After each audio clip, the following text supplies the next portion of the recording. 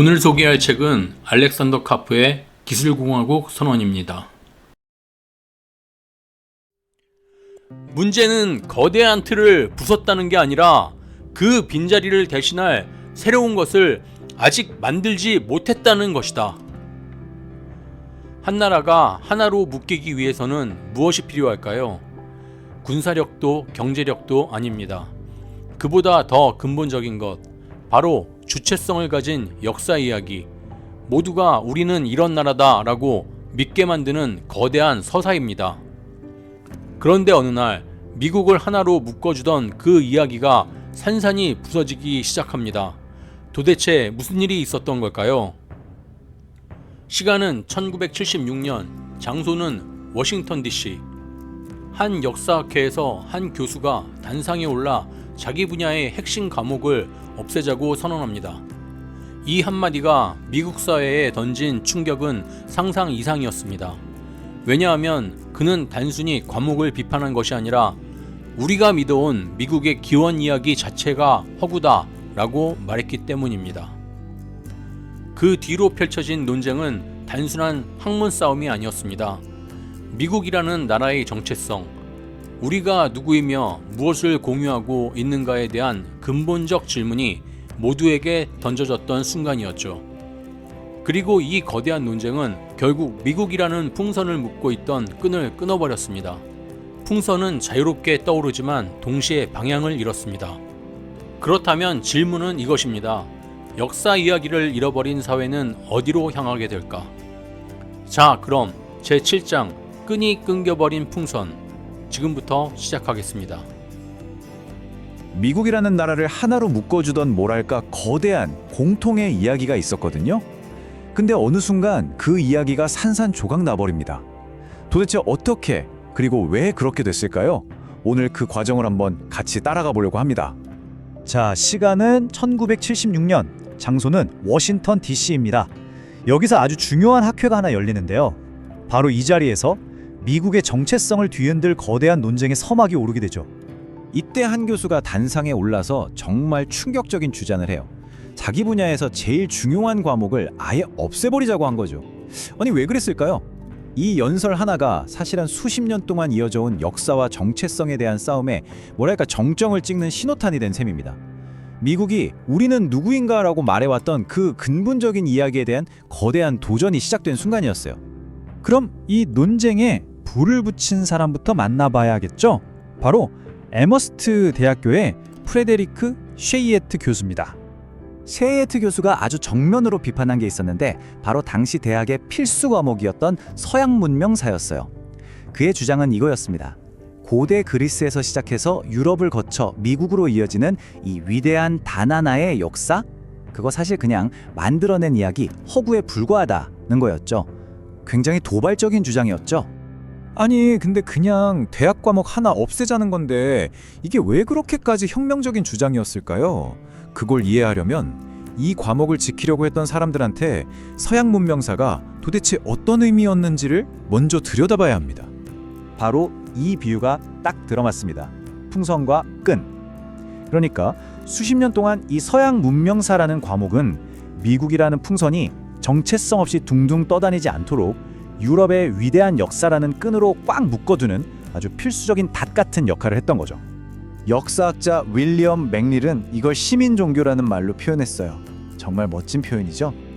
그러니까 전 세계에서 온 이민자들로 이루어진 이 다양한 사람들에게 우리는 이런 역사를 공유하는 하나의 미국인이다 라는 공동의 신화, 어떤 믿음을 심어주는 역할을 했다는 겁니다. 자, 그럼 논쟁의 핵심을 한번 정리해볼까요? 찬성하는 쪽은 이게 바로 우리를 하나로 묶는 공유된 정체성이다 라고 주장했고, 반대하는 쪽은 아니다, 이건 그냥 만들어낸 허구일 뿐이고 심지어 누군가를 배제하는 나쁜 이야기다 라고 맞선 거죠. 과연 국가의 필수적인 토대냐 아니면 해로운 허구냐, 정말 팽팽한 대립이었어요. 물론 이런 비판이 갑자기 하늘에서 뚝 떨어진 건 아니었습니다. 이 목소리에 힘을 실어준 거대한 배경이 있었는데 바로 1960년대의 엄청난 사회적 격변이었죠. 이 타임라인을 보시면 정말 흥미로운데요. 마틴 루터 킹 목사와 로버트 케네디가 암살당하고 베트남 전쟁 반대 시위가 들끓는 이런 사회적 혼란이 캠퍼스 안으로 그대로 밀려들어온 겁니다. 결국 스탠퍼드 대학교가 이 서양 문명사 과목을 폐지하기로 결정하죠. 사회의 균열이 학문의 균열로, 교실의 변화로 직결된 순간이었습니다. 철학자 콰메 앤서니 아피아 같은 비평가들의 지적은 정말 날카로웠어요. 한마디로 서양 문명사는 좋은 것만 쏙쏙 골라서 보여주는 역사다 라는 거죠. 서구는 원래부터 개인주의적이고 민주적이고 자유를 사랑하는 문화야 라고 가르치기 위해서 식민주의나 노예제 같은 그에 반하는 수많은 끔찍한 증거들은 그냥 눈 감아버렸다는 겁니다. 60년대의 사회운동이 이 변화에 에너지를 공급했다면 이제는 그 에너지를 담을 이론적 틀이 필요했습니다. 그리고 1978년 인문학 전체를 뒤흔들어 놓을 한 권의 책이 등장한 바로 에드워드 사이드의 오리엔탈리즘입니다. 이 책이 던진 메시지는 정말 충격적이었어요. 간단히 말해 역사 서술은 객관적인 사실 기록이 아니다. 그 대신 권력을 행사하는 행위다 라는 거였죠. 사이드의 주장은 이런 단계로 이루어집니다. 첫째, 서구라는 개념을 만들어요. 아주 우월하고 이성적인 정체성으로요. 둘째, 그 반대편의 동양, 즉 오리엔트를 설정합니다. 이국적이지만 열등한 존재로 규정하는 거죠. 그리고 마지막으로 이렇게 만들어낸 지식을 이용해서 동양에 대한 식민 지배를 정당화하고 유지했다는 겁니다. 보세요.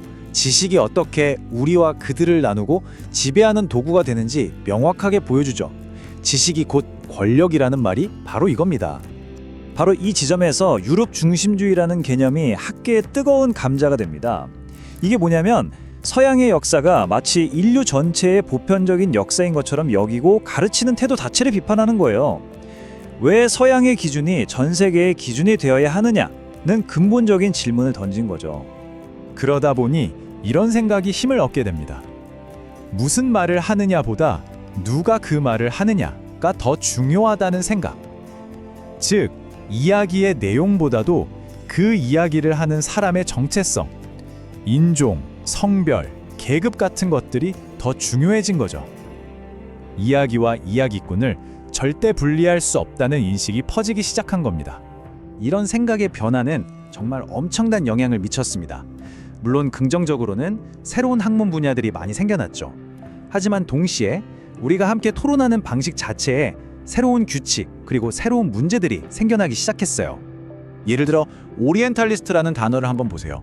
원래는 학문적인 비판 용어였는데 어느 순간부터는 인종차별주의자라고 낙인 찍는 것처럼 그냥 대화 자체를 막아버리는 무기처럼 쓰이기 시작했다는 비판이 나온 거죠.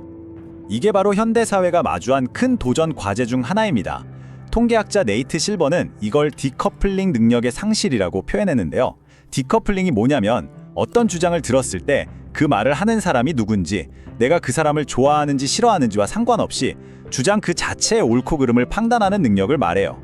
근데 이게 점점 더 어려워지고 있다는 거죠.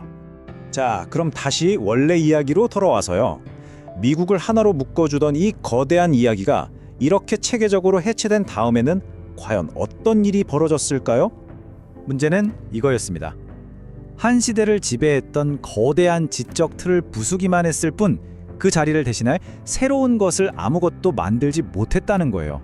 거대한 공백이 생긴 거죠. 그래서 사람들은 미국의 정체성이란 무엇인가를 넘어서 애초에 우리에게 집단적인 정체성이라는 게 필요하긴 한 걸까? 라는 훨씬 더 근본적인 질문을 던지기 시작했습니다. 그리고 바로 이 지점에서 엄청난 전환이 일어납니다. 국가나 우리 같은 거대한 이야기에 대한 믿음이 약해지니까 사람들의 관심이 어디로 향했을까요? 바로 자기 자신, 즉 개인으로 향하게 됩니다. 집단보다는 개인의 성공, 사회 문제보다는 기술적인 해결책에 집중하게 된 거죠.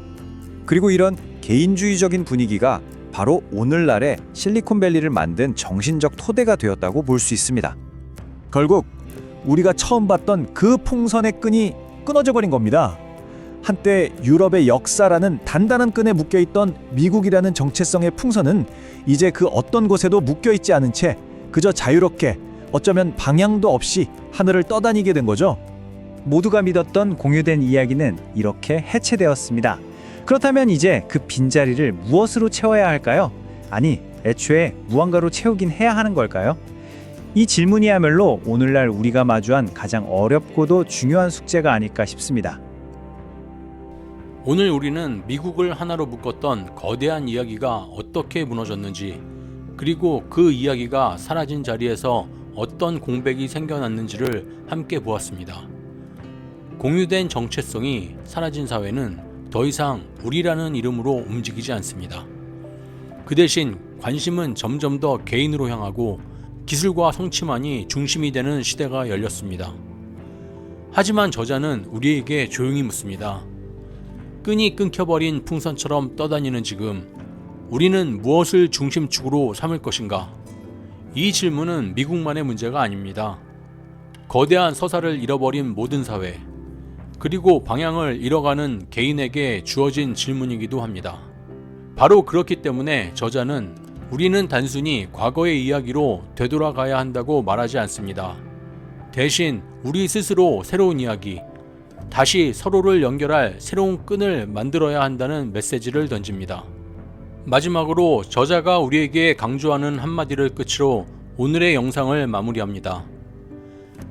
문제는 거대한 틀을 부쉈다는 게 아니라 그 빈자리를 대신할 새로운 것을 아직 만들지 못했다는 것이다.